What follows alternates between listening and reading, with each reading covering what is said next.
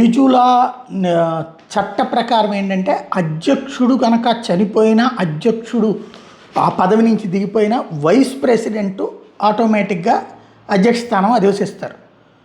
America కూడా అందులో ఏలు పెట్టదలుచుకోలేదు, వదిలేయాలనుకుంది. కాబట్టి ఇప్పుడు అక్కడ ఉన్నటువంటి వైస్ ప్రెసిడెంట్ అంటే ఈ మదురో వాళ్ళ పార్టీని అనమాట, ఎవరైతే రోడ్రిగ్జ్ మదురో స్థానంలో రాబోతోంది. దాన్ని సైన్యం కూడా గుర్తించేసింది. ఆవిడ్ని డెల్ఫీ రోడ్రిగ్జ్ ఇప్పుడు మదురో స్థానంలో వెనిజులా అధ్యక్షురాలిగా గుర్తించారు.